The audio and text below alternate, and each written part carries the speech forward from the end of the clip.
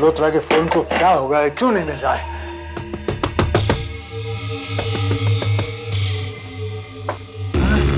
क्यों डर गए तुम? हाँ मैं। तुम यहाँ क्या कर रहे हो? हेलो, क्या कर रहे हो?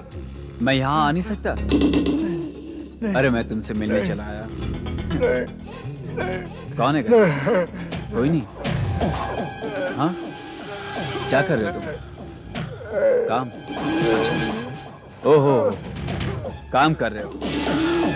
मुझे लगता है अब तुम्हारे मरने का वक्त आ गया।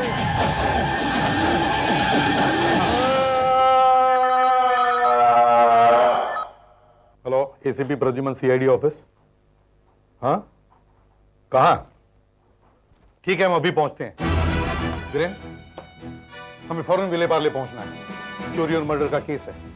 नवाब क्रॉस रोड, 14 सूचक कॉटेज। इनका नाम जगमोहन सेठिया है, उम्र 70 साल। इन्होंने शादी नहीं की थी, अकेले रहते थे।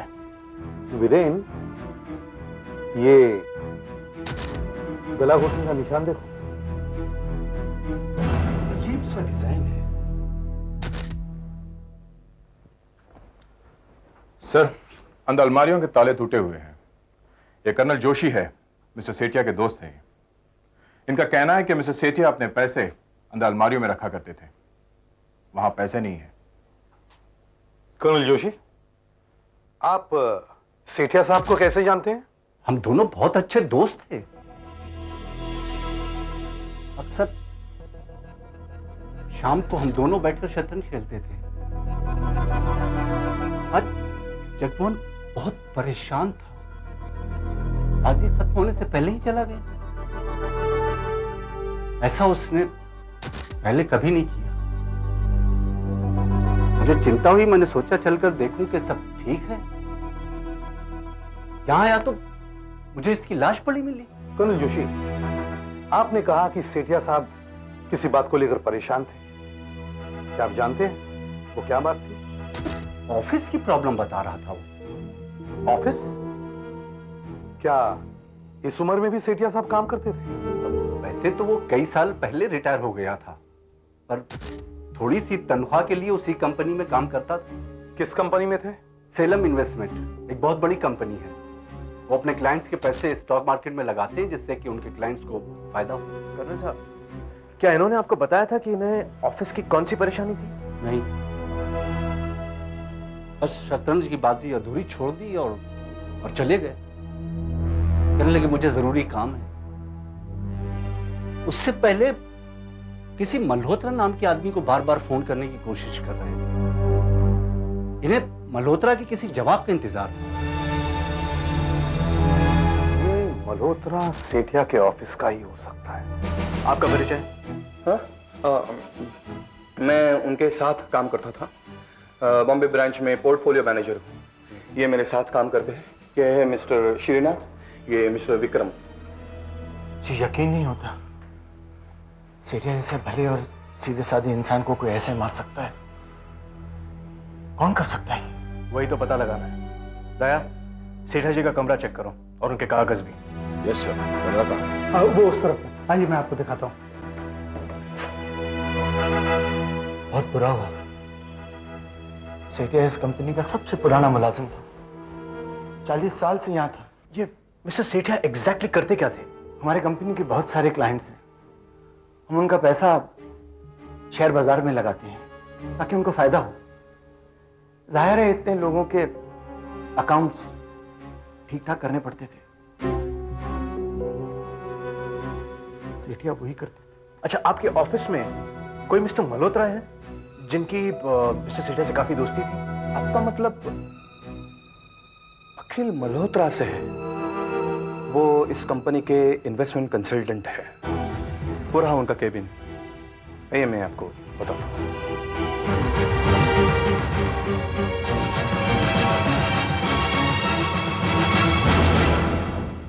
मिस्टर मल्होत्रा, मैं सीआईडी ऑफिसर वीरेन। मैं आपसे कुछ बात पूछना चाहता हूँ। आप मिस्टर सेठिया को अच्छी तरह जानते थे? हाँ, देखिए, सेठिया साहब को चेस खेलना बहुत पसंद था और मुझे भी। कभी कभी कैंटीन में शतरंज के बारे में भी बातें हो जाती थी। सेठिया साहब बहुत अच्छे इंसान थे। अच्छा, कल रात आप उन्हें मिलने वाले थे या उनसे फोन पे बात करने वाले थे? क्योंकि वो आपके फोन का इंतजार कर रहे थे। मेरे फोन का नहीं, बिल्कुल नहीं। मुझे तो उनका फोन नंबर भी नहीं पता। लेकिन कल रात को वो बहुत परेशान थे, इसीलिए आपको बार बार फोन करने की कोशिश भी कर रहे थे। नहीं तो मुझे उनका कोई फोन नहीं आया। लेकिन ये सब है क्या? देखिए, ये सब पूछताछ हमें। ये क्या है?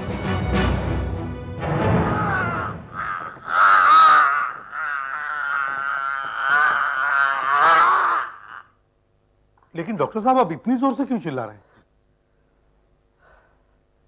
शायद मरने वाला भी इतनी जोर से चिल्लाया होगा एसीपी साहब। हाँ, पर लेकिन आप ऐसे भी तो दिखा सकते थे। बात को अच्छी तरह से समझाने के लिए मुझे क्या क्या करना पड़ता है आप लोगों के लिए। ये पट्टा आप ही लेके आए थे ना? जी। इनफैक्ट एसीपी साहब, वीरेन का अंदाजा एकदम सही है। ऐसे ही किसी पट्टे से सेठिया का गला घूंटा गया है। ये देखिए, मैं दिखाता हूं आपको। ये गर्दन देखिए, ये निशान दिख रहे हैं आपको? ये ऐसे ही निशान सेठिया की गर्दन पर भी थे ना? यानी ये एक बहुत सोच समझ के किया गया खून है और ऐसा दिखाया गया जैसे चोरी हुई है और चोरी में खून हो गया है। मगर खूनी कौन हो सकता है सर? ऐसे पट्टे तो ऑफिस के हर पर्दे पर लगे हुए हैं। हो सकता है कि खूनी ने कोई एक पट्टा निकालकर कत्ल करके वापस वहां लगा दिया हो। सवाल सिर्फ ये नहीं कि खून किसने किया है, बल्कि क्यों किया है। वीरेन, पता लगा कत्ल के रात सेठिया के ऑफिस के सब लोग क्या कर रहे थे, कहां थे और किसके साथ थे, और उनके बयान भी चेक कर। Okay sir. एक और दिलचस्प बात, इधर आइए।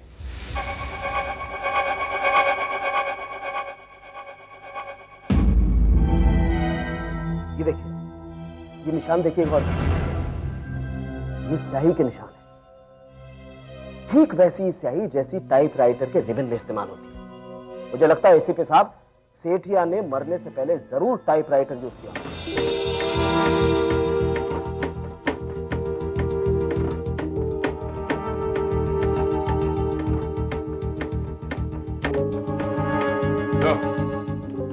ये देखिए, कचरे के डब्बे में क्या मिला। ये देखिए, मेरा अंदाजा एकदम सही है। इसका मतलब उसने टाइपराइटर का रिबन अपनी मौत से कुछ देर पहले ही बदली किया था। उसकी उंगलियों पर रिबन के स्याही के निशान भी थे। डॉक्टर साळुंखे, आपको क्या लगता है सेठिया ने मरने से पहले कुछ टाइप किया था? सर, टाइपराइटर के पास कुछ नहीं मिला और मैंने बाकी कमरे भी चेक कर लिए, वहां पे भी कुछ नहीं मिला था। लेकिन ये जो कागज हैं, इन सभी पर पहले की तारीख है, कल की नहीं। इसका मतलब कल कुछ टाइप नहीं हुआ है। नहीं, उसने कुछ ना कुछ तो जरूर टाइप किया है। ये देखिए, मैं दिखाता हूं। ये देखिए, ये रिबन पर जो इंप्रेशन है, इससे साफ पता चलता है कि टाइपराइटर का इस्तेमाल किया गया है। सेठिया ने अपने मौत से पहले टाइपराइटर का रिबन चेंज किया और फिर टाइप भी किया। और अगर टाइप किया तो फिर वो पेपर, वो डॉक्यूमेंट्स, वो कहां है? सर, जरा एक मिनट किचन में आइए।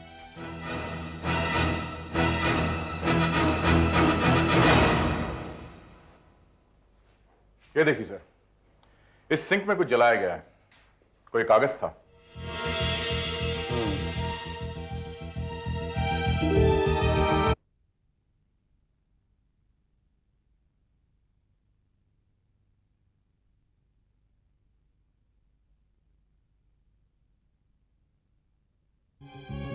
आपका मतलब है कि आप इस जले हुए कागज को भी पढ़ सकते हैं? हाँ, क्यों नहीं? लेकिन तभी जब कागज साबुत हो। ऐसे टुकड़े टुकड़े हो तो पढ़ना बहुत मुश्किल है। कोई जरूर सेठिया के ऑफिस से यहां आया होगा। उससे कुछ बहुत जरूरी कागजात चाहिए थे, जिनके लिए उसने सेठिया का खून किया हो, और फिर ऐसा दिखाने की कोशिश की कि वो मामूली चोरी करने आया था। पर ऐसा क्या था उन कागजों में?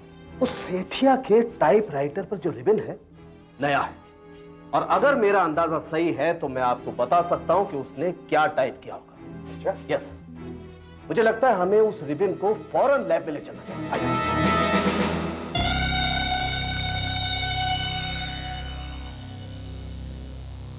यहाँ एस दिखाई दे रहा है, एस। इसके पहले का जो था वो मेरे असिस्टेंट ने यहां लिख दिया है, ये देखिए। आप आगे देखिए क्या लिखा है। S S E E I नहीं, I T E H H I I A. Sethia. इसका मतलब ये लेटर यहीं खत्म हो गया। देखिए, डियर सर, जब मैं अपने ब्रांच के रजिस्टर चेक कर रहा था तब मुझे कुछ ऐसे सबूत मिले जिनमें हेराफेरी का शक होता है। हमारे बॉम्बे ब्रांच का कोई मुलाजिम ऑफिसर अपने कुछ क्लाइंट्स के अकाउंट्स में से बड़ी बड़ी रकम निकालकर कुछ दिनों के लिए वो पैसे अपने खुद के किसी काम पर लगाकर फिर कुछ हफ्तों बाद वापस उन्हीं क्लाइंट्स के अकाउंट्स में डाल देता है। मैंने पहले भी एक बार शाम को ऐसी एंट्री देखी थी जिसमें अकाउंट में पैसे कम थे, मगर अगले दिन सुबह सुबह वो पैसे अकाउंट में डाले जा चुके थे, इसलिए मैं आगे कुछ नहीं कर सका। मगर इस बार मैंने ऐसे कई अकाउंट्स की डिटेल्स कंप्यूटर में से निकाल ली हैं जिनमें से पैसे निकाले गए हैं और जिनमें इस समय पैसे कम हैं। मुझे लगता है ये सभी अकाउंट्स एक ही मैनेजर के हैं। मैं आपको इन अकाउंट्स की सभी डिटेल्स भेज रहा हूं। सादर, आपका सेठिया। तो ये वजह है सेठिया के खून की। सर, अब सब कुछ साफ हो गया है। सेठिया के ऑफिस में कोई फ्रॉड कर रहा था जिसके बारे में सेठिया को पता लग गया था, लेकिन इससे पहले कि वो कुछ करे उस फ्रॉड करने वाले ने सेठिया का खून कर दिया और साथ में वो खत और अकाउंट्स की कंप्यूटर वाली लिस्ट दोनों को जला दिया।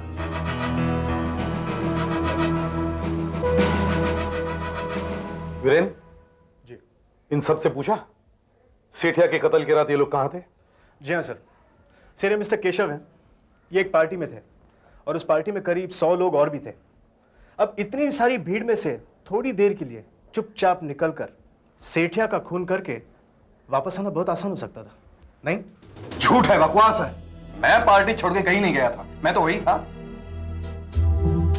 मैं घर पर सो रहा था। आपके घर पर कोई और नौकर चाकर या और कोई जो कह सके कि आप सच बोल रहे हैं? सर, ये तो अकेले रहते हैं। अब क्या जाने ये घर पर ही थे या फिर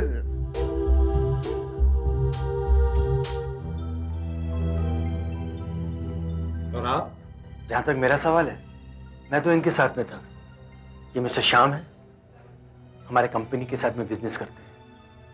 मैंने इन्हें घर पे बुलाया था खाने पीने के लिए और कुछ बातें करने के लिए।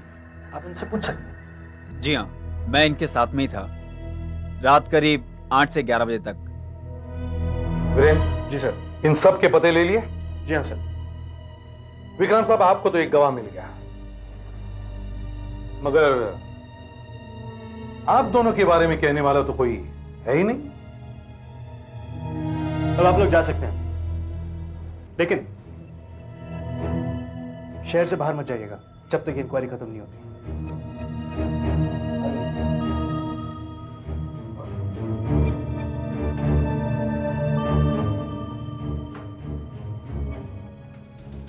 वीरेन, तुम्हें क्या लगता है कौन हो सकता है? केशव या श्रीनाथ? सर, अब तक तो हमें सिर्फ इतना ही पता है कि सेठिया को अपने ऑफिस में किसी बहुत बड़े घोटाले की भनक लग गई थी। उसने कंप्यूटर से उस घोटाले की एक कॉपी निकाली जो वो हेड ऑफिस भेजना चाहता था, लेकिन उससे पहले ही किसी ने उसका खून कर दिया। और उसने जो खत लिखा था हेड ऑफिस के लिए, वो और कंप्यूटर से निकाली हुई कॉपी दोनों को खोली में जला दिया। हो सकता है सेठिया ने उस कंप्यूटर प्रिंटआउट की कॉपी बनवाई हो? लेकिन सर हमने सारा घर छान मारा था और ऑफिस भी, लेकिन वहां तो कोई कॉपी नहीं मिली थी। शायद उसने किसी के पास हिफाजत में रखवाई हो। वीरेंद्र, तुम एक काम करो, हमारा एक आदमी कर्नल जोशी के घर पर भेजो और उनसे पूछो कि सेठिया ने उनके पास कुछ रखवाया है क्या। और एक बात, सेठिया के घर और ऑफिस के बीच जितनी भी जेरॉक्स करने की दुकानें हैं, उन सभी दुकानों में हमारे आदमियों को भेजो सेठिया की फोटो के साथ।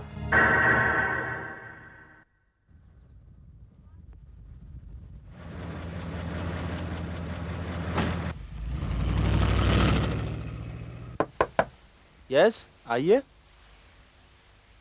माफ कीजिए, आपसे कुछ सवाल पूछना चाहते हैं। जी पूछिए। हम सीआईडी हैं, घबराने की जरूरत नहीं है।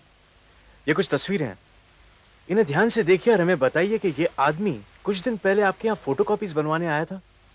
ये यही नवाब क्रॉस रोड पर रहता है। साहब यही तो आदमी है जिसका आज पेपर में फोटो छपा था। जानता हूँ। और जब मैंने इसके मर्डर के बारे में पढ़ा तो मैं बहुत हैरान हुआ। अच्छा। और साहब लगता है ये आदमी पिछले वीक हमारे दुकान में आया था। ये क्या करवाने आया था? याद कीजिए, कुछ फोटोकॉपीज बनवाने आया था। हाँ साहब, वो क्या होता है वो कंप्यूटर, वो क्या बोलते हैं वो? Computer printout.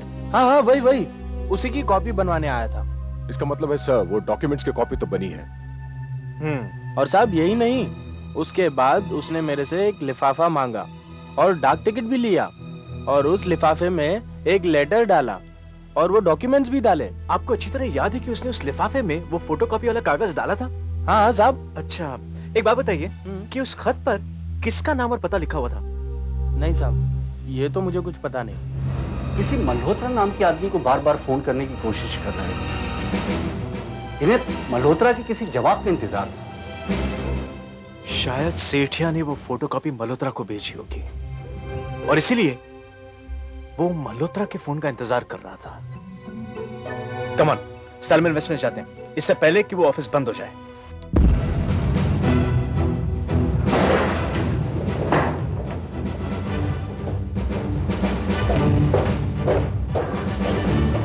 Mister Malhotra. Yes. हम आपसे जरूरी बातचीत करने आए हैं। मिस्टर सेठिया ने आपको कंप्यूटर प्रिंटआउट की एक फोटोकॉपी भेजी थी ना? मैं कुछ समझा नहीं, उन्होंने मुझे कुछ नहीं भेजा। और आखिर वो मुझे क्यों भेजने लगे? उन्होंने आप ही को भेजा था, इसीलिए वो आपके फोन का इंतजार भी कर रहे थे। देखिए, मुझे सेठिया जी को कोई फोन नहीं करना था और ना ही उन्होंने मुझे कुछ भेजा है और ना ही मुझे उनसे कुछ लेना देना था। आखिर आप चाहे तो मेरे घर की तलाशी ले सकते हैं या चाहे तो आप मेरी बीवी से बात कर सकते हैं। एक मिनट। हेलो। हाँ रीना, ये इन सीआरडी ऑफिसर से जरा बात करना। नहीं, मैं तुम्हें बाद में बताता हूँ। मिसेस मल्होत्रा, मैं सीआईडी ऑफिसर वीरेन बोल रहा हूँ। अच्छा, एक बात बताइए कि कुछ दिन पहले मिस्टर सेठिया का भेजा हुआ कोई लेटर आपको मिला है? याद कीजिए। आपको अच्छी तरह याद है? शुक्रिया। काश मैं सेठिया साहब से बात न करता तो मुसीबत में आता। अगर आप वो मल्होत्रा नहीं है तो आखिर वो मल्होत्रा है कौन?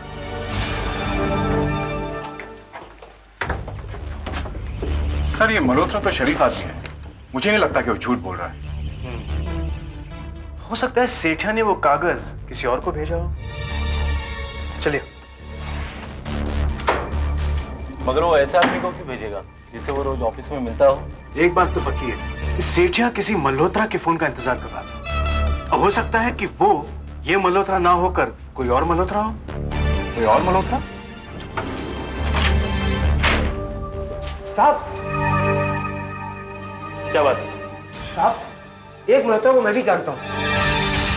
अच्छा, आप सेठिया मर्डर के केस के लिए तहकीकात कर रहे हैं ना? ये दूसरा मल्होत्रा कौन है? प्रीतम मल्होत्रा साहब, बहुत साल पहले इसी ऑफिस में काम करते थे। तब ये सारे लोग यहाँ नहीं थे। अच्छा, जिस मल्होत्रा की तुम बात कर रहे हो, ये सेठिया साहब को जानते थे? वो सेठिया साहब उनके नीचे काम करते थे। अच्छा, अब ये मल्होत्रा कहाँ है? साहब, वो तो 10 साल पहले रिटायर हो चुके हैं। शुक्रिया। आइए आइए, जल्दी जल्दी ऊपर फिर से।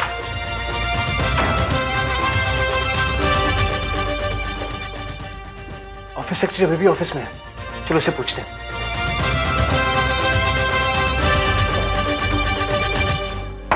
Yes come in. Madam, I am Viren. जी बोलिए सर। देखिए, हम यहाँ काम करने वाले लोगों की लिस्ट चाहते हैं, लेकिन 1980 से 1985 के बीच की, यानी उन 5 सालों के बीच की। 1980 से 1985 के बीच काम करने वालों की लिस्ट। जी हाँ। Okay sir.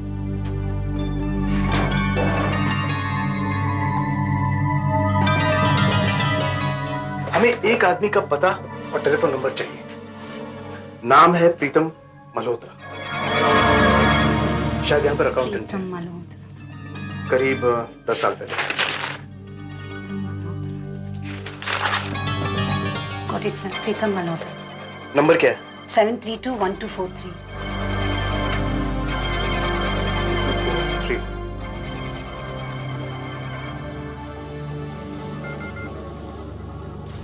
Check number. शायद उनका फोन काम नहीं कर रहा। एड्रेस ले। इनका एड्रेस है 34 Gulwant Sadan, MG road, Nehru, new Bombay.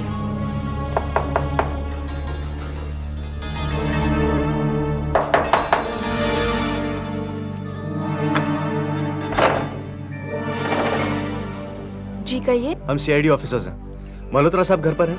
Mister प्रीतम मल्होत्रा। वो तो यहाँ नहीं रहते। मतलब कि उन्होंने 5 साल पहले ही मकान हमें बेच दिया था और वो परिवार के साथ कोयम्बटूर चले गए। 732124 ये आप ही का नंबर है ना? ये उनका पुराना नंबर होगा और उनके जाते ही ये कट गया था। ओहो, इसीलिए सेठिया को मल्होत्रा का कोई जवाब नहीं आया, क्योंकि मल्होत्रा यहाँ रहते ही नहीं है। देखिए मैडम, इस वक्त हम आपको कुछ समझा नहीं सकते, लेकिन हमें सिर्फ इतना बताइए कि कुछ दिन पहले मिस्टर मल्होत्रा के नाम कोई चिट्ठी आई थी? चिट्ठी तो आई थी, पर मेरे पास मल्होत्रा साहब का एड्रेस नहीं था और इसलिए मैंने भेजने वाले को लौटाना ठीक समझा। उसकी कोई जरूरत नहीं है, अब वो चिट्ठी आप हमें दे सकती हैं। पर अब तो वो मेरे पास नहीं है। क्या? कहाँ गई वो चिट्ठी? अभी 10 मिनट पहले एक आदमी आया था और उसी चिट्ठी के बारे में पूछ रहा था और कह रहा था चिट्ठी उसी ने लिखी है, इसलिए मैंने उसे दे दी। कौन था वो? अपना नाम कुछ सेठिया बता रहा था और हाँ, इसीलिए मैंने उसे वो दे दी। देखिए वो दिखने में कैसा था? क्या पहना था उसने? उसने क्रीम कलर की शर्ट और ब्राउन कलर की पैंट पहनी थी और मरून एसटी में आया था, पर वो बहुत जल्दी में था। तो यही था वो आदमी? हाँ हाँ, यही तो था।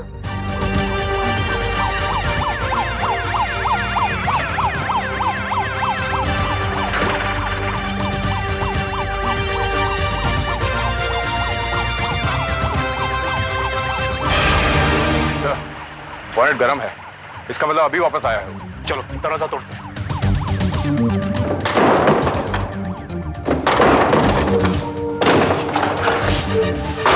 चलो।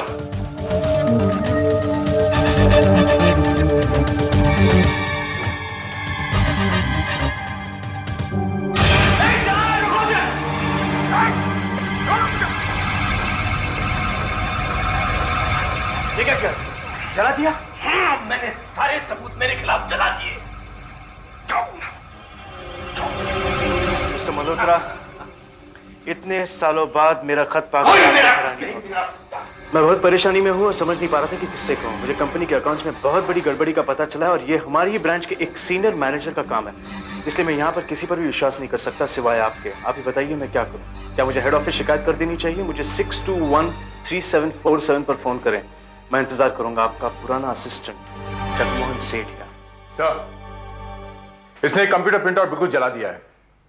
विक्रम के खिलाफ हमारे पास यही एक सबूत था। अब मेरा कोई कुछ नहीं बिगाड़ सकता। कोई सबूत नहीं है कि मैंने कंपनी में घोटाला किया, कोई सबूत नहीं है कि मैंने सेठिया का खून किया। बिना सबूत के कोई अदालत मुझे सजा नहीं दे सकते। तुम मेरा कुछ नहीं बिगाड़ सकते। कर लो जो कुछ करना। उठा लो इस जले पेपर को और देखो तुम कुछ पढ़ सकते हो? नहीं। तुम मेरा कुछ नहीं बिगाड़ सकते। अच्छा,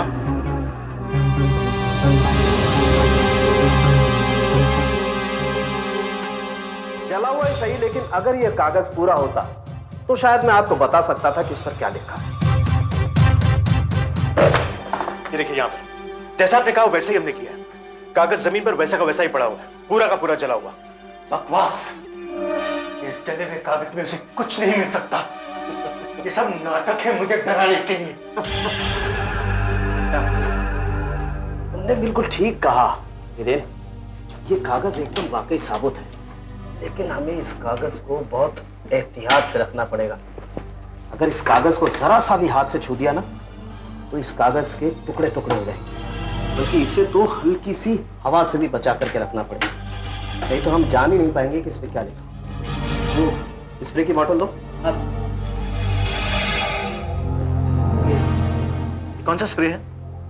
ये इसमें 3% पॉलीविनाइल एसीटेट और एसीटोन मिला हुआ है, और ये एक स्प्रे करने की खास बोतल है। इसमें फोर्स बिल्कुल नहीं लगता। मैं इससे इस पर स्प्रे करूंगा बहुत हल्के से।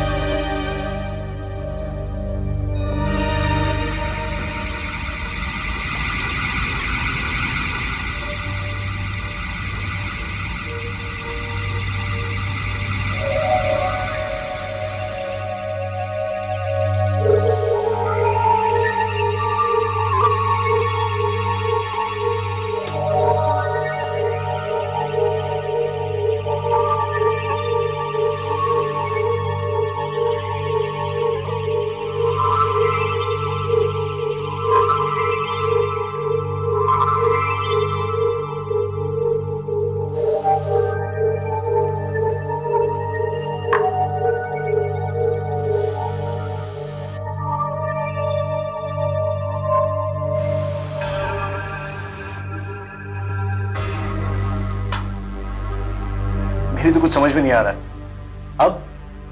अब थोड़ा इंतजार करना पड़ेगा।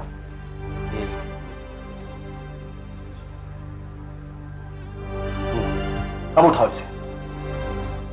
उठाओ? हाँ, कमाल, उठाओ इसे। लेकिन टूट जाएगा। नहीं टूटेगा, तुम उठाओ इसे।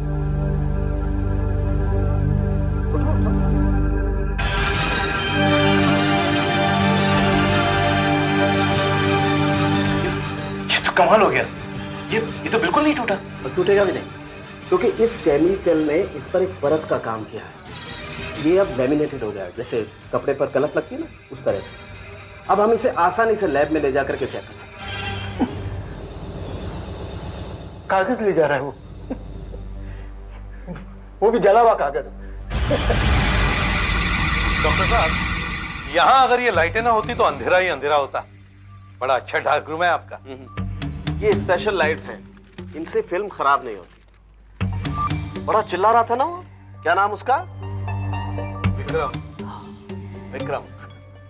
अब जब ये सब कुछ हो जाएगा तब उसे पता चलेगा। ये इसमें नई फोटोग्राफिक फिल्म्स हैं, एकदम अनयूज्ड। हम ये निकाल लेंगे।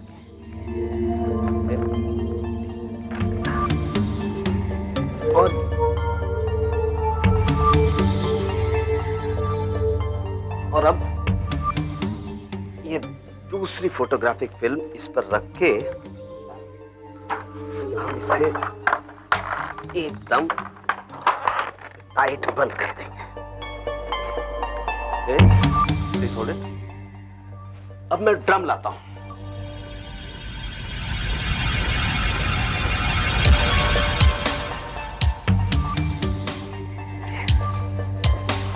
इस ड्रम में रोशनी बिल्कुल नहीं जाती है। हम इस स्लाइड को, थैंक यू, इस ड्रम में बंद कर देंगे।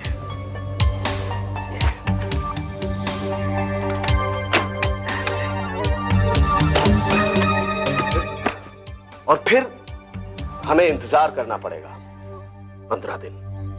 15 दिन? हाँ, 15 दिन। और 15 दिन के बाद या तो हमारे पास विक्रम के खिलाफ सबूत होगा या फिर विक्रम आजाद हो जाएगा। एसीपी साहब, आपने मेरे क्लाइंट को 2 हफ्तों से हिरासत में रखा हुआ है। अब तो आपको इन्हें छोड़ना ही होगा। पहले आपने कहा कि मैंने फ्रॉड किया, मगर आपके पास उसका कोई प्रूफ नहीं। फिर आपने कहा कि मैंने खून किया। इन्होंने कहा ना आपसे कि कत्ल की रात तो मेरे साथ। हाँ कहा था, मगर हमें यकीन है कि वो बयान झूठा था। हम जानते हैं कि विक्रम लगातार अपनी कंपनी को धोखा दे रहा था और पकड़े जाने के डर से इसी ने मिस्टर सेठिया का खून किया। और अगर आप कह रहे हैं कि खून के वक्त आप इनके साथ थे, तो आप भी झूठ बोल रहे हैं। झूठ बोल रहे हैं आप। आपको इन पर दबाव डालने का कोई अधिकार नहीं है। प्लीज आप मिस्टर दत्ता को छोड़ दीजिए। उसकी रिहाई के कागजात मेरे पास मौजूद हैं।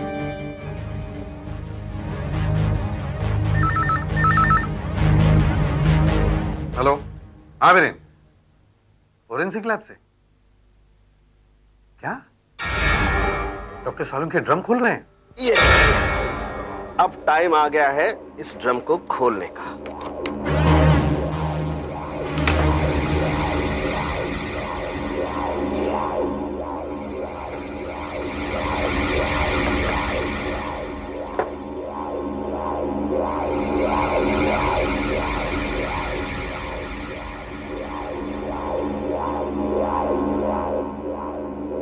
ये रहा नेगेटिव। इस पर तो कुछ नजर नहीं आ रहा है। अभी इसे डेवलप करके देखते हैं ना, आखिर इसमें है क्या। लेकिन कितना वक्त लगेगा? बस अभी आपके सामने डेवलप करते हैं।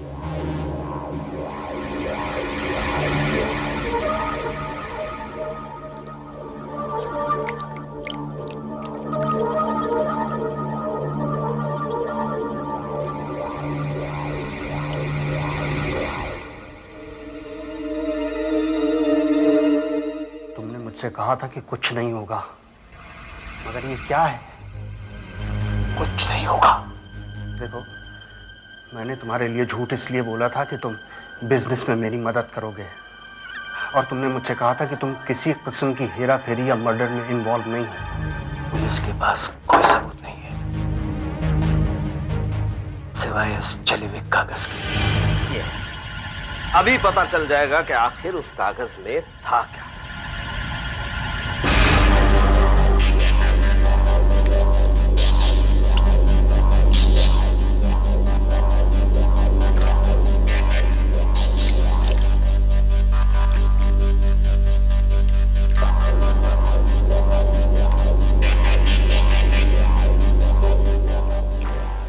दिखाई पड़ने लगा।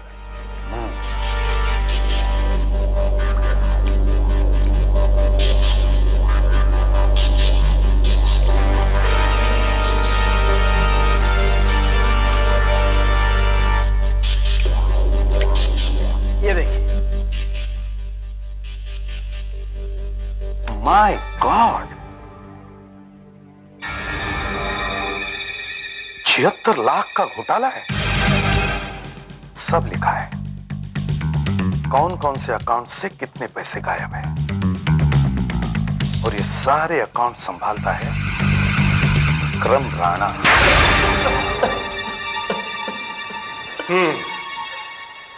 मैं मानता हूँ साहब कि मैंने झूठ बोला, लेकिन मामला धोखाधड़ी और कत्ल का है, मुझे नहीं मालूम था। अच्छा, मुझे नहीं मालूम था। फिर विक्रम ने मुझसे कहा कि उसने कुछ नहीं किया है, फिर भी पुलिस उसे परेशान करने वाली है। उसने कहा कि अगर मैं ये बयान दूं कि उस रात वो मेरे साथ था, तो वो बिजनेस में मेरी भारी मदद करेगा। अच्छा, उसने झूठ बोला साहब, झूठ बोला।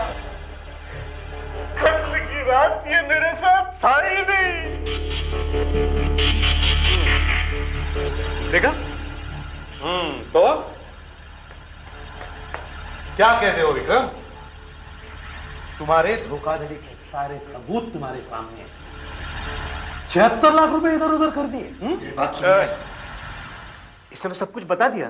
जो कुछ अब तुम पूरी तरह फंस गए हो विक्रम। हमें सच सच बताओ, क्यों अब तुम्हारे पास कोई चारा नहीं है? बोल। हाँ,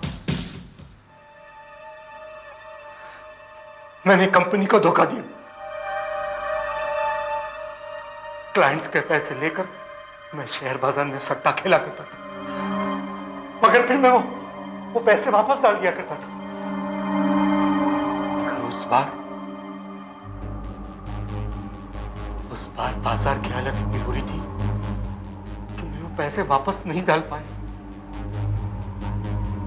और उसका पता उस बुढ़े सेठिया को लग गया, और उसने कंप्यूटर से सारे अकाउंट्स के डिटेल्स छाप दी। उसको मेरे अकाउंट के बारे में पता चल चुका था। वो मुझसे कतराने लगा। बस मुझे विश्वास हो गया कि अब मैं फंस गया। मैं उसके घर गया और मैंने उसकी जान ले ली। मैंने उसे मार डाला, मगर मुझे यकीन था कि मैं साफ बच के निकल आऊंगा, क्योंकि मैंने सारे डॉक्यूमेंट्स जला दिए थे ना। मगर नहीं, मैं फंस गया।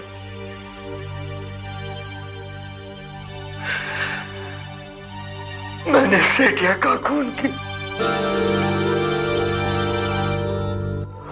हाँ, मैंने उसका खून किया।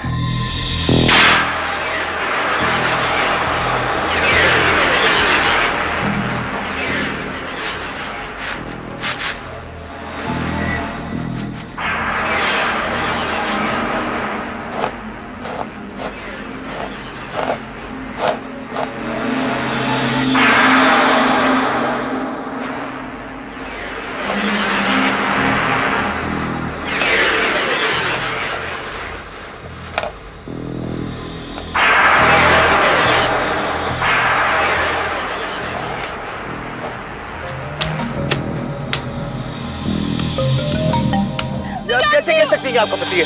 ये कंकाल किसी का भी हो सकता है। क्या बंद करते साहब जी, मैं अपने मर्द को नहीं बचाऊंगी क्या? भाई शांत हो जाओ, भाई शांत हो जाओ, तुम शांत हो जाओ। हमारे साथ सीआईडी ऑफिस चलो, वहाँ पे चलकर सब बताना। चलो चलो चलो चलो, तुम चलो उधर चल के चलो। आओ आओ वीरेन, आओ कम। ले आए हड्डियां। लाओ। देखिए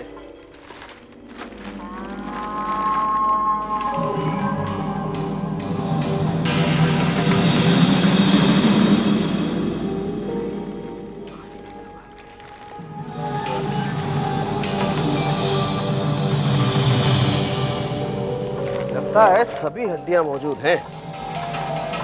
किसी ने पूरा का पूरा दफना दिया इसे। हाँ, लेकिन जिस किसी ने यह काम किया है बहुत चालाकी से किया है। कोई निशान नहीं छोड़ा है। हमने कंकाल के आसपास सब कुछ चेक किया, ना कोई पर्स, ना अंगूठी, ना चेन, कुछ नहीं। कौन हो सकता है ये, और किसने इसे दफनाया होगा? कैसे, कब, पता लग सकता है? हो सकता है, सभी कुछ हो सकता है। हम इस कंकाल से सभी कुछ उगलवा सकते हैं वीरेन। कैसी बातें कर रहे हैं डॉक्टर साहब? मुर्दे भी कभी बोला करते हैं? मेरी बात पर विश्वास करो वीरेन। मुर्दे तो नहीं, लेकिन ये कंकाल जरूर बोलते हैं, और कंकाल कभी झूठ नहीं बोलते। साहब जी, जिस जगह आपको वो कंकाल मिला है, उसी के पास वाली चाल में मैं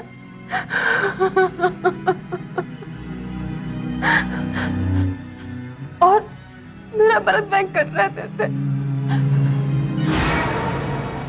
फिर भांडुप की आनंद मिल में काम करता था। 3 महीने गए। 12 मार्च को वो काम पे जाने के वास्ते घर से निकला, वापस ही नहीं आया। तो तुमने उसके गुम हो जाने की रिपोर्ट पुलिस में नहीं लिखवाई? लिखवाई थी साहब जी, थोड़ी सी पूछताछ की और सब खत्म। अब न जाने क्या कर रहे। मतलब? वेंकट शराब बहुत पीता था, कई दिन घर भी नहीं आता था। पुलिस ने उसके दोस्तों से पूछताछ की और मिल के लोगों से पूछताछ की। मुझे नहीं पता किसने क्या कहा, पुलिस वाले आके मुझे बोले कि तेरा मर्द ही ऐसा था, कहीं भाग भाग गया होगा। ये है इन हड्डियों की असली सूरत। कैसे आराम से नहा धो करके लेटे हुए हैं ये साहब हैं? लेटे हुए हैं साहब? आपको यकीन है कि ये कंकाल एक आदमी का है, औरत का नहीं? हाँ, बिल्कुल। क्यों भाई? बताओ इन्हें, तुम आदमी हो ना? हाथ लगाओ। हाथ तो नहीं हो गए? देखो, मैं तुम्हें बताता हूँ। ये पेल्विस देख रहे हैं आप? ये आदमियों में छोटा और कम गहरा होता है, और औरतों में ये चौड़ा और ज्यादा गहरा होता है। और ये जो एंगल है, जिसे हम सब प्यूबिक एंगल कहते हैं, ये आदमियों में 90 डिग्री से छोटा होता है और औरतों में ये 90 डिग्री से ज्यादा होता है। इसलिए ये पक्का है कि ये आदमी ही है। अच्छा, इसकी उम्र क्या होगी? इसकी उम्र? हाँ, इधर आओ, बताते हैं। इसकी उम्र होगी 40 से 45 साल। देखो, ये जोड़ देख रहे हो ना तुम? ये जोड़ खोपड़ी के, हाँ, ये 40 से 45 साल की उम्र में ये जोड़ आपस में जुड़ना शुरू हो जाते हैं। उससे पहले ये अलग अलग रहते हैं। देखो देखो, ये जोड़ देखो कैसे जुड़ गए हैं, है ना? अच्छा, गुड। इसकी हाइट जाहिर है, हाँ, इसकी हाइट 5 फीट 7 इंच। यस। और एक बात, ये या तो बहुत ज्यादा सिगरेट पीता था या बहुत ज्यादा तंबाकू खाता था। देखो, ये देखो, ये निशान है नहीं? ये तंबाकू के निशान है, ये ऊपर के दांतों में। अच्छा, लेकिन डॉक्टर साहब, कहीं ये तंबाकू से तो नहीं मर गया? अरे नहीं भाई, ये तंबाकू से नहीं मरा है, ये चाकू से मरा है। 3 वार हुए इस पर। आओ देखो, देखो मैं बताता हूं, इधर आओ। ये देखो, ये देख रहे हो? ये यहां इस पर पहला वार हुआ है, और इस पर दूसरा वार हुआ है ये यहां, ये ऐसे, और यहां तीसरा वार हुआ है ये पसलियों पर। ये दोनों पसलियां देख रहे हो तुम? ये देखो, दोनों पसलियों पर निशान है। इसका मतलब कोई ऐसा हथियार था जिसके दोनों तरफ धार थी, और ये हथियार यहां पसलियों से होता हुआ सीधा रीढ़ की हड्डी तक पहुंच गया है। ये, और ये देखो 8 इंच। इसका मतलब कोई ऐसा हथियार था जिसकी लंबाई 8 से 10 इंच तक थी, यानी गुप्ती। मैं बताता हूं तुम्हें।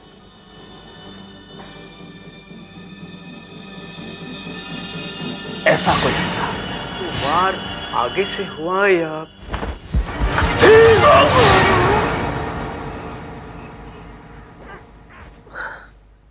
देखा? अब पता लगा ना कैसे लगती है गुप्ती?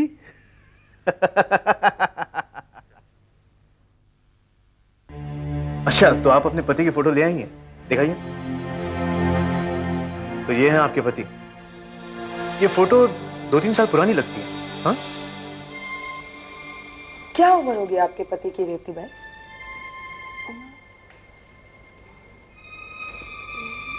सोच कर बताइए। ये कोई 40-42 साल। 42। अब उनकी लंबाई कितनी थी? कितने लंबे थे? हाँ।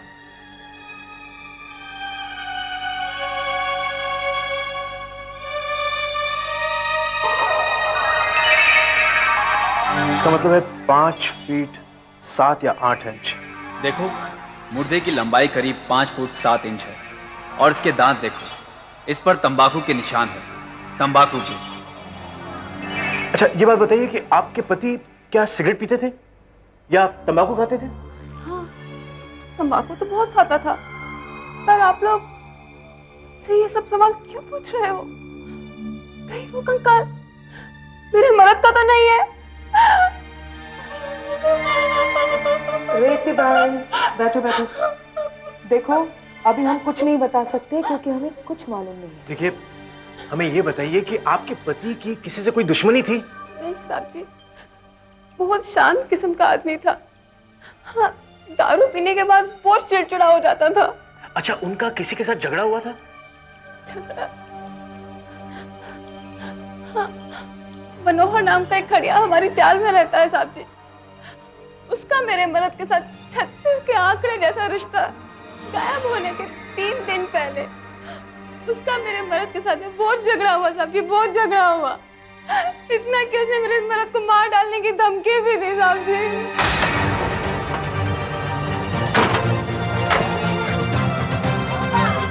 अरे सुन, मनोहर कड़िया कहाँ रहता है? मनोहर कड़िया सर, वो आखिरी वाले पुलिंग में। ठीक है।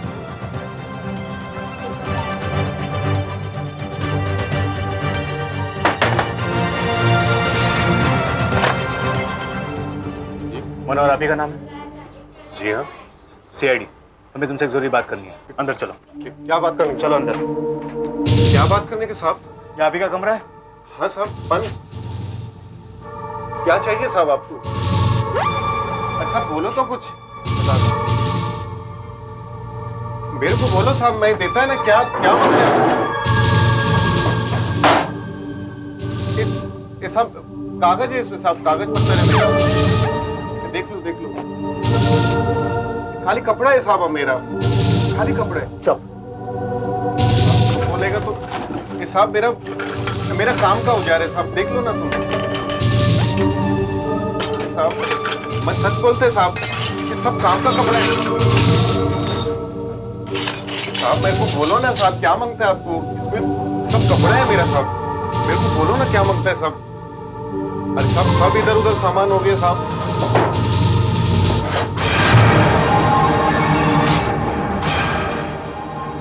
गुप्ती, जैसे डॉक्टर साळुंखे ने बताया था, वेंकट 12 मार्च से लापता है। उस दिन तुम क्या कर रहे थे? 12 मार्च? 12? अब साहब इतने महीने हो गए साहब, उस बात को अब मैं कैसे याद करूं साहब? याद तो तुम्हें करना ही पड़ेगा। बोलो, याद करो। मार्च 12 मार्च, मेरे को याद काय को नहीं आ रहा। 12 मार्च किधर था मैं?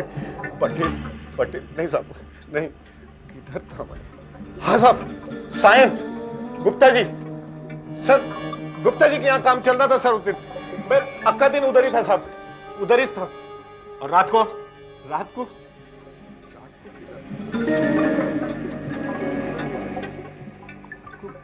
गोकुल कंट्री वार में ही होएगा।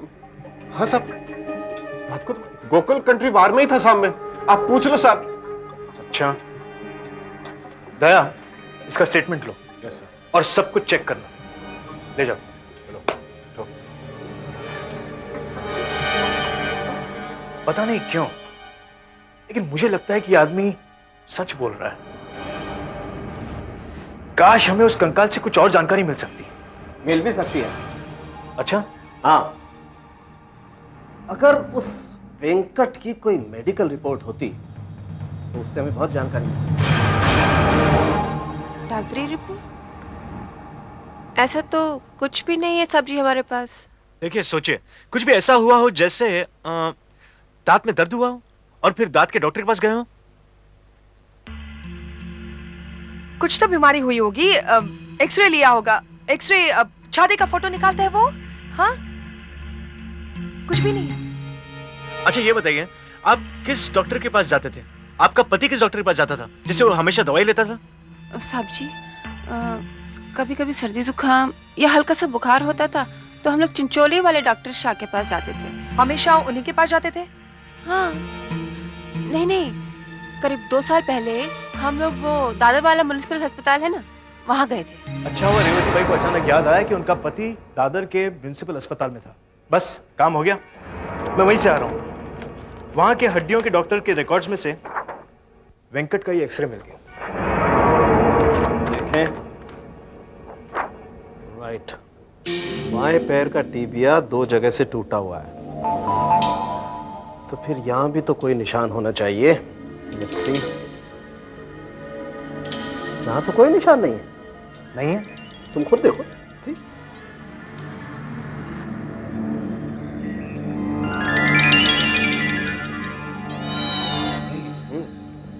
अब हम यकीनी तौर पर कह सकते हैं कि ये कंकाल किसी का भी हो, तुम्हारे पति का नहीं है, क्योंकि इस आदमी की कभी कोई हड्डी टूटी नहीं।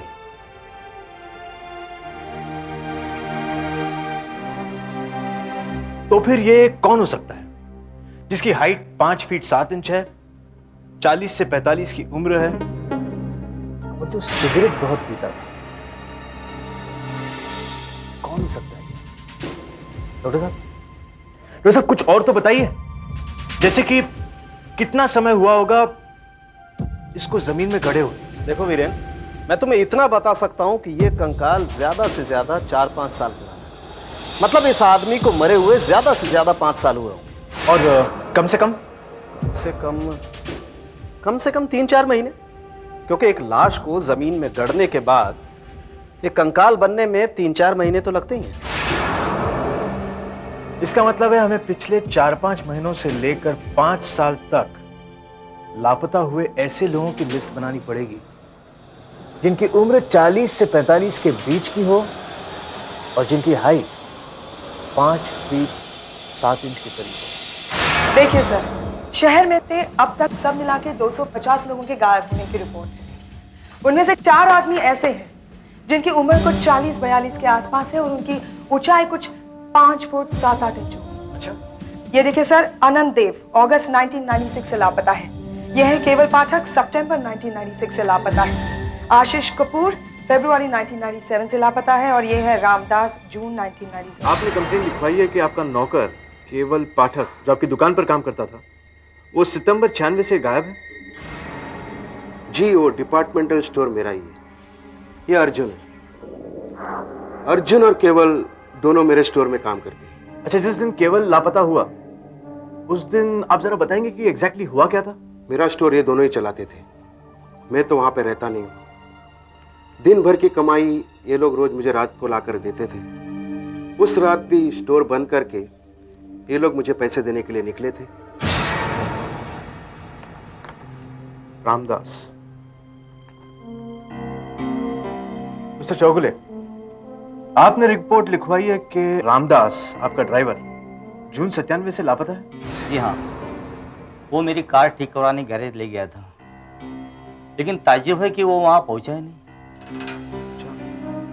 आपकी गाड़ी मिल गई? जी हाँ, पुलिस को वो गाड़ी पनवेल में मिली, लेकिन रामदास नहीं मिला। रामदास सर, प्रकाश कपूर। आप आशीष कपूर के भाई हैं? जी हाँ, आशीष कपूर मेरा भाई है, पर वो लापता नहीं। लापता नहीं? पर इस पर तो लिखा है कि वो फरवरी 97 से लापता है, और ये तो कहीं नहीं लिखा कि वो मिल चुका है। कंप्लेनेंट मिसेस पारिक है। जी, मिसेस पारिक मेरी पड़ोसन है। वो आशीष को अपने बच्चे की तरह से मानती है। आशीष चेन्नई नौकरी करने के लिए चला गया और उनको दिखाई नहीं पड़ा, तो उन्होंने घबरा कर आपके पास कंप्लेंट लिखवा दी। कंप्लेंट लिखवाने से पहले मेरे से एक बार पूछ लेती तो ये सब ना होता। सर, आशीष एकदम ठीक है, वो इस समय चेन्नई में है। आप ये केस की छानबीन बंद कर दीजिए।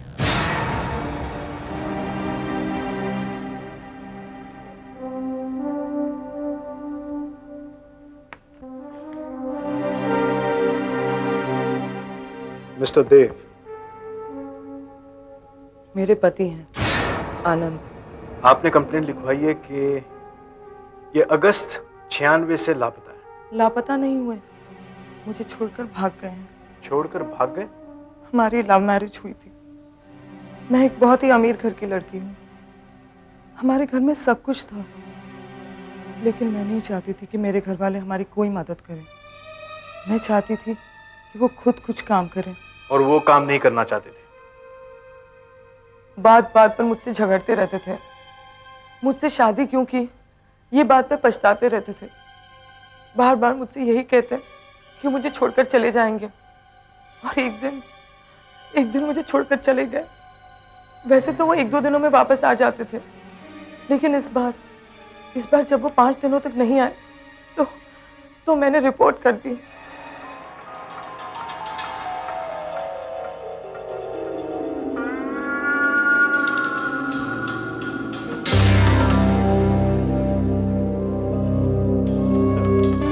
हाँ, ये रामदास के कपड़े हैं? हाँ। उसके मालिक चौगुले के पास से कोई मेडिकल रिपोर्ट नहीं मिली। बस जो भी मिला आपके सामने है। देखिए, इससे कुछ काम चल सकता है आपका। बस कुछ 3-4 कपड़े हैं और और वो जूते। जूते हैं? हाँ। इसको दिखाओ। ये रामदास का ही जूता है? हाँ। Let's see.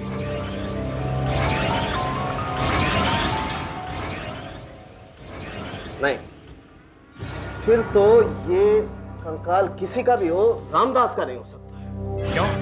क्योंकि इस जूते का साइज है 7 या 8 और इस पैर का साइज है 10। अच्छा, तो एक बात तय है कि ये कंकाल रामदास का नहीं है। इसका मतलब है रामदास हुआ अलग और अब ये बचे 3, अनंत देव, आशीष कपूर और केवल पाठक। ये कंकाल तीनों में से एक का ही है। तो केवल कहाँ था? केवल पाठक मेरे साथ ही था, लेकिन सिर्फ दुकान तक। उसके बाद जैसे मैंने आपको बताया, वो कैश लेके मिस्टर शाह के घर चला गया और मैं अपने घर चला गया। मगर हर रात तो तुम दोनों पैसे पहुंचाने जाते हो ना मिस्टर शाह के घर पर? हाँ। तो फिर उस दिन क्या हुआ? उस दिन उसने कहा कि वो खुद जा सकता है। अच्छा? हाँ। और तुम मान गए? हाँ। इतनी बड़ी रकम 1 लाख रुपए लेकर तुमने उसे अकेले जाने दिया? रात को 10 बजे? तो इसमें बुरा क्या है? बुरा क्या है? हाँ। बुरा नहीं है? नहीं। उसके बाद तुम कहां गए? मैं सीधा घर चला गया। घर? कौन कौन रहता तुम्हारे घर में? मैं अकेले रहता। अकेले रहते हो? यानी उस रात अगर तुम देर से भी पहुंचे हो तो कोई बता नहीं सकता कि तुम कितने बजे पहुंचे? मैंने आपको कहा ना, मैं अकेला रहता हूं। मैं सीधा घर गया। उसके बाद सीधे घर गए थे?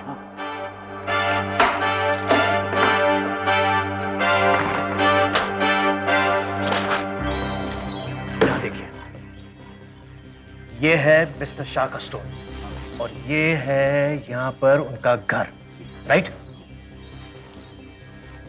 और ये जो रास्ता है यहां से ये यहां पर क्या है आप बता सकते हैं? नहीं, मुझे नहीं मालूम क्या है।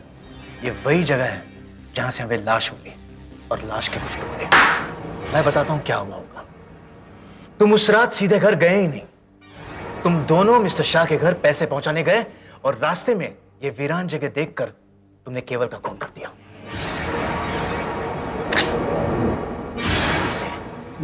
कैसी बातें कर रहे हैं आप साहब? मैं सीधा घर गया था। नहीं, तुम सीधे घर नहीं गए थे।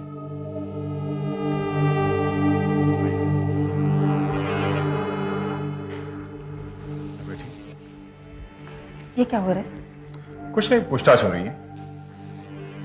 मेरी भी पूछताछ करेंगे? नहीं, ऐसी कोई बात नहीं। अब बैठिए। क्या लेंगे, चाय कॉफी कुछ? जी कुछ नहीं। पानी तो? जी कुछ नहीं। पूछिए, आपने क्या पूछना है? देखिए, आपने आशीष कपूर के बारे में मिसिंग कंप्लेंट लिखवाई थी, मगर उसका भाई का कहना है कि वो मद्रास में है। मद्रास में है? जी हाँ। अरे साहब, वो तो कहीं जमीन के नीचे सोया होगा और आप कह रहे हैं कि वो मद्रास में है? जरूर उसके भाई ने उसका खून कर दिया होगा। देखिए, मेरे पति अपना ज्यादातर वक्त बार में ही बिताया करते थे। किसी खास बार में? नाम तो मुझे नहीं पता। उसकी सारी आवाज़। मिसेस देव, आपने हमें ये भी बताया है कि आपके पति के किसी दूसरी औरत के साथ संबंध है। उनका नाम बता सकती हैं? क्या मैं 24 घंटे अपने पति की जासूसी करती रहती हूँ? हाँ, मुझे क्या पता उस औरत का नाम क्या है? ये मैं आपको कैसे बता सकती हूँ? सर, मिसेस देव जब भी पुलिस स्टेशन में आती है रोने लगती है और उन्हें देखकर ऐसा बिल्कुल नहीं लगता कि उन्हें अपने पति का कोई दुख भी है। और उस दुकानदार अर्जुन पर भी मुझे शक हो रहा है। लगता है मिसेस पारेख कुछ ज्यादा घबरा रही है। उन्हें इस बात का पूरा विश्वास है कि प्रकाश कपूर ने अपने भाई को जायदाद के लिए मार डाला। हमें मिसेस देव और अर्जुन पर नजर रखनी पड़ेगी। और हाँ दया, प्रकाश कपूर के घर की तलाशी लेने के लिए सर्च वारंट बनवाओ। देखिए, वो मेरे काम के पेपर से, आप उसको जरा संभाल के। मिस्टर कपूर जी, आपका भाई 1.5 साल से चेन्नई में काम कर रहा है। उसका पता और टेलीफोन नंबर तो होगा आपके पास, जरा दीजिए। जी ऑफिसर, आपको ये अजीब लगेगा सुनकर, पर हम दोनों भाई एक दूसरे को खत वत नहीं लिखते हैं। देखिए, वो ही मुझको फोन करता है हमेशा से। मैं उसका फोन नंबर भी नहीं है मेरे पास में। उसका फोन नंबर भी नहीं? तो जिस कंपनी में वो काम करता है उसका तो पता होगा, वो दीजिए। किसी प्लास्टिक कंपनी में सेल्स ऑफिसर है वो, पर उसका नाम मुझे याद नहीं है। वैसे भी वो 2-4 नौकरी बदल चुका है। लगता है आप दोनों भाइयों में ज्यादा लगाव नहीं है। जी आप ठीक कह रहे हैं, हम दोनों में ज्यादातर अनबन ही रही है। फिर भी आप उसके मकान में रह रहे हैं? उसका मकान? ये क्या कह रहे हैं ऑफिसर? ये मकान मेरा भी है और आप हमारी उस पागल पड़ोसन मिसेस पारेख की बातों में बात आएंगे। दिमाग खराब हो गया उसका। मैं आपसे कह चुका हूं, आप बेकार अपना समय बर्बाद कर रहे हैं और मेरा भी। ये सब फिजूल है। मेरा भाई बिल्कुल एकदम ठीक ठाक है। सर कुछ भी नहीं मिला, न मैंने कोई चिट्ठी ना पता। मैंने पहले ही कहा था आपसे। 2 साल से आपका भाई चेन्नई में है और आज तक उसने आपको एक लेटर नहीं लिखा। मैंने ऐसा नहीं कहा है, लेकिन उसने मुझे 1-2 लेटर लिखे होंगे, मैंने शायद फेंक दी हो। लेकिन फिर भी मैं आपकी तसल्ली के लिए कुछ देखता हूं। ढूंढिए, शायद कहीं पड़ा हुआ हो।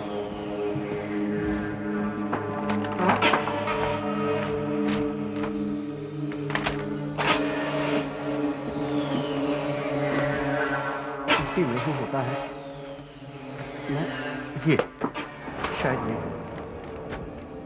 ये मिल गया। ये देखिए ऑफिसर, ये खत आशीष ने 21/11/97 यानी नवंबर में लिखा है। अगर वो उसी साल फरवरी में लापता हुआ था तो उसने ये खत कैसे लिखा? 21/11/97। मिस्टर कपूर, कहीं ये खत 21/1/97 को तो नहीं लिखा गया? और आपने एक डंडी मिलाकर 1/97 का 11/97 किया?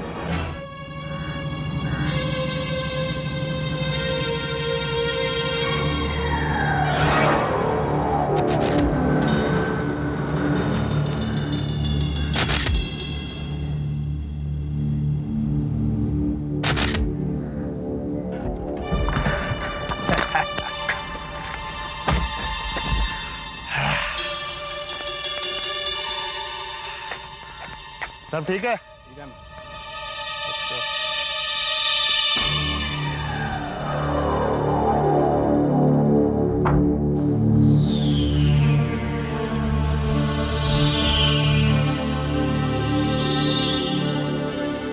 मैं तुमसे कुछ बात करना है। ये सलीम है इसको भैया यार, लेकिन समझा नहीं। 500 रुपया गया मेरा।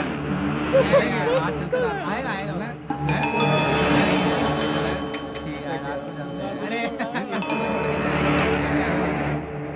अरे सलीम,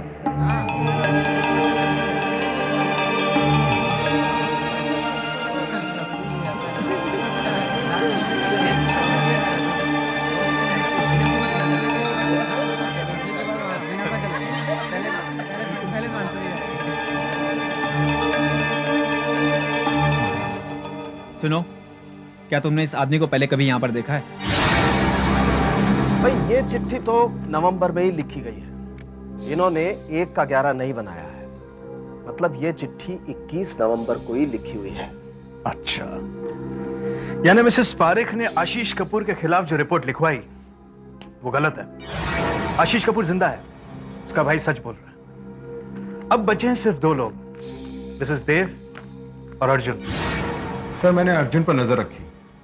वो सवाना क्लब नाम के जुए खाने में तकरीबन रोजाना जाता है। जुए की लत है उसे, और वहाँ दाव भी काफी बड़े बड़े लगते हैं। और मिसेस देव के बारे में हमारा अंदाजा सही था। अपने पति के लापता होने का गम जरूर है उन्हें, मगर उनका किसी दूसरे आदमी के साथ अफेयर है। बंगले के वॉचमैन ने बताया कि ये काफी दिनों से चल रहा है। गुड, इसका मतलब है कि मिसेस देव और अर्जुन दोनों में से एक खूनी है, और अब दोनों को हमें पूछताछ के लिए बुलाना पड़ेगा। लेकिन हमारे पास उनके खिलाफ कोई सबूत नहीं है। लेकिन हम एक काम कर सकते हैं, हम इस आदमी की खोपड़ी के फोटो और लापता हुए लोगों के फोटो सुपर इम्पोज करके देख सकते हैं। लेकिन इसका एक ही एक्सपर्ट है, डॉक्टर फतनानी। वीरेन, डॉक्टर सालुंखे, हमें यह देखना है कि इन दोनों में से ये मुर्दा किसका है। ये केवल पाठक है, राइट? दिस इज ऑब्वियसली अनंत देव। अब मैं केवल पाठक की फोटो इस प्रोजेक्टर में डालता हूं। देखो, मैं जो ये सुपरइम्पोजिशन टेक्निक ट्राई करने जा रहा हूं वो कोई 100% परफेक्ट नहीं है। मतलब 100% परफेक्ट नहीं है। आप इसे सेमीफाइनल ही समझिए। डॉक्टर सालुंखे, यस सर, जरा वो खोपड़ी वाली स्लाइड देना।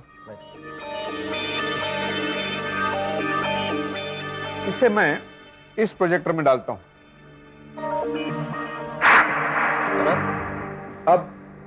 अब देखिए क्या होता है।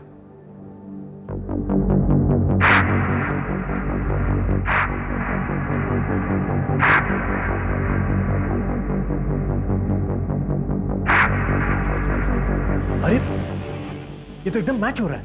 अब दूसरी वाली फोटो डाल के देखते हैं इस खोपड़ी के ऊपर मैच होती है या नहीं।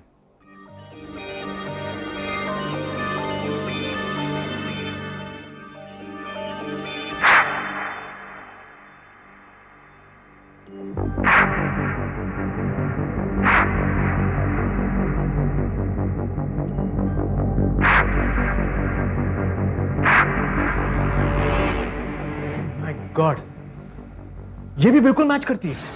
अब कैसे पता चलेगा डॉक्टर साहब? मैंने कहा था ना ये सेमीफाइनल है, मगर घबराओ नहीं, एक और रास्ता है हमारे पास जो कि बिल्कुल नई टेक्निक है। इस खोपड़ी पर साइंटिफिक तरीके से हम एक चेहरा तैयार करेंगे और फिर देखेंगे कि ये केवल का है या अनंत का। अब आप देखिए कि फोरेंसिक साइंस और कला मिलकर के कैसे सीआईडी की मदद करते हैं। कैसे करेंगे आप? मरने वाले का चेहरा कैसा था वो बताने के लिए हमारी मदद करेंगे ये मूर्तिकार। मूर्तिकार? हाँ, वो इस खोपड़ी के ऊपर वो चेहरा तैयार करेंगे, मगर हम इन्हें किसी भी लापता आदमी की तस्वीर नहीं बताएंगे। फोरेंसिक साइंस के अनुसार इस खोपड़ी पर 15 पॉइंट्स दिखाए गए हैं। हर एक पॉइंट ये बताता है कि वहां चमड़ी कितनी मोटी होती है। यहां पर चमड़ी 2 मिलीमीटर मोटी होती है, यहां 4 मिलीमीटर और यहां 10 मिलीमीटर। इसी प्रकार हर एक पॉइंट अपनी अपनी जगह की मोटाई बताता है और फिर इन सबको मिला करके चेहरे का हुलिया तैयार होता है। अच्छा, आइए अब यहां देखते हैं, आप शुरू कीजिए।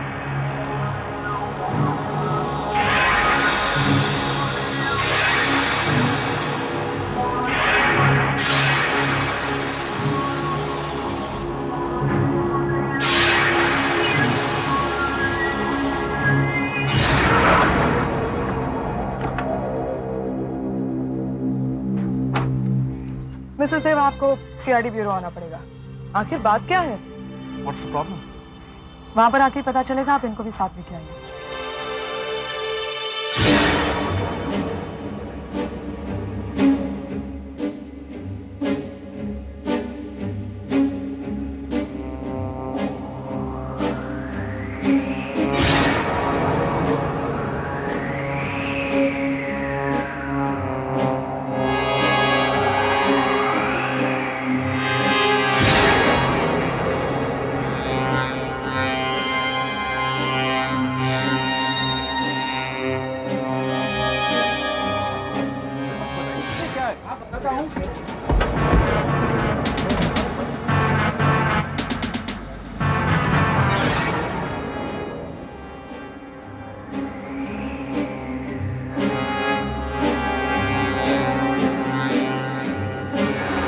काफी अच्छा बन रहा है।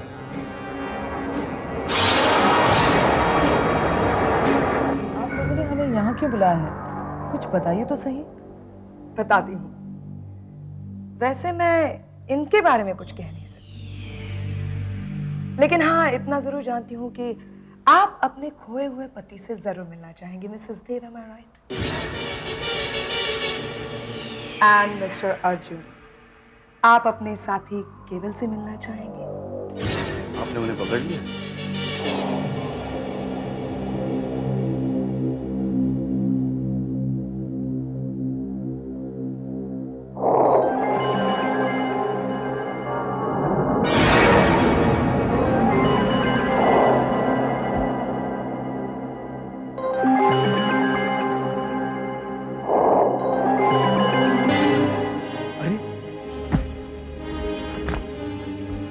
ये तो बिल्कुल ऐसे ही है। देखा कमाल फोरेंसिक साइंस का।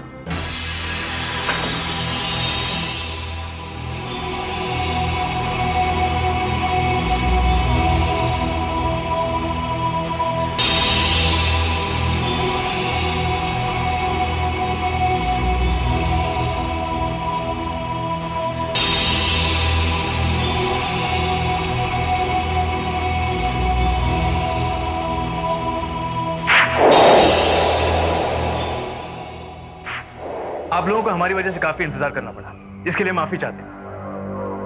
मिसेस देव, आप यही सोच रही होंगी ना कि कहीं हमें आपके पति मिल तो नहीं गए। और मिस्टर अर्जुन, आप अपने साथी केवल के बारे में ही सोच रहे हैं ना?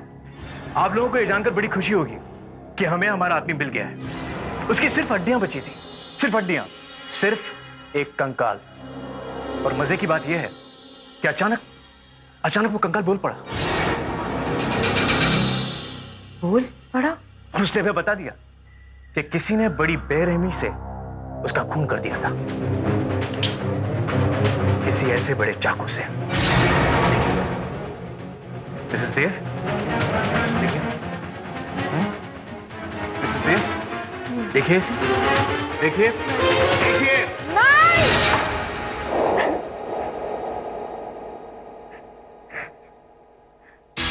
और उस कंकाल ने यह भी बताया कि उस पर चाकू से वार कैसे किए गए थे। डॉक्टर साहब, कातिल पीछे से यूं आया और उसने वार किए, 1, 2, दूसरा वार और 3, तीसरा वार। और अपने शिकार पर वार करने के बाद उस कातिल ने उस लाश के सब कपड़े निकाल दिए। उसका वॉलेट, अंगूठी, चेन, घड़ी सब निकाल दिए और उसके बाद में उस लाश को दफना दिया ताकि वो मिल न पाए, और अगर वो लाश मिल भी गई तो कोई उसे पहचान न पाए। कातिल को इतना यकीन था कि उसे कुछ नहीं होगा। खून करने के बाद खुद पुलिस में जाकर उसने अपने शिकार के लापता होने की शिकायत लिखाई। लेकिन जिसका खून हुआ वो नाराज है, बहुत नाराज है, क्योंकि उसके बहुत ही करीबी इंसान ने उसे धोखा दिया, उसे धोखा देकर मार दिया। और अब वो इस कमरे में आ गया है, ये बताने के लिए कि खून किसने किया है, ये बताने के लिए कि खूनी कौन है। आप लोग देखना चाहते हैं? वो मरा हुआ इंसान यही है।